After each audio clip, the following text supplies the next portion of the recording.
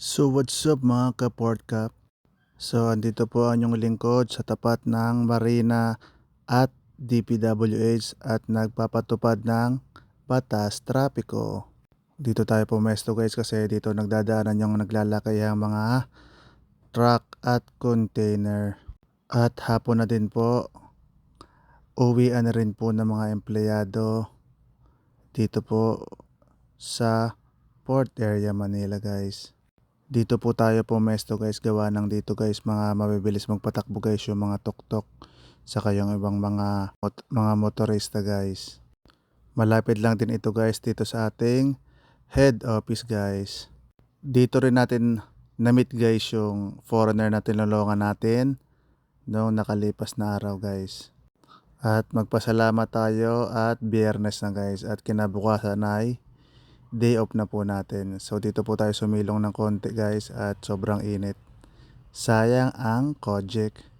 Joke lang guys. Tayo pumesa sa may pedestrian guys para maalalayan po natin yung mga tatawid. So shout out po sa ESTI Criminology 2015 at RSU CEP 2016. Shout out din po sa lahat ng registered criminologists at licensed professional teachers. Shoutout din sa Amaria 99 at 99 Freaks po. Shoutout din sa Oro Trident at sa SOTI Philippines. At big shoutout po sa lahat ng Port Police sa buong Pilipinas. At shoutout din po pala sa Class Makisig. So ayun guys, tagsaan ng mga motorista guys kasi mag-aalas 4 na. So ganito ang buhay ng isang alagad ng batas sa syudad. Hindi pa po nakakapag-follow ng aking FB page at YouTube channel, kindly follow Portcap TV at Portcap for my YouTube account. Shoutout po sa aking mga magulang na nasa Ojongan, Romblon. Ganon din po sa mga kamag-anak ko sa Cabiao, Nueva Ecija. At thank you po sa 11,000 views doon sa aking vlog po featuring yung foreigner po nating na-meet dito po sa port area.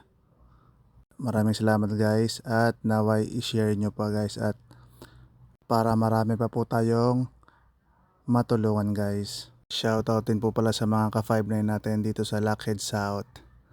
Ganon din sa Batangas, sa Marquez at sa HO.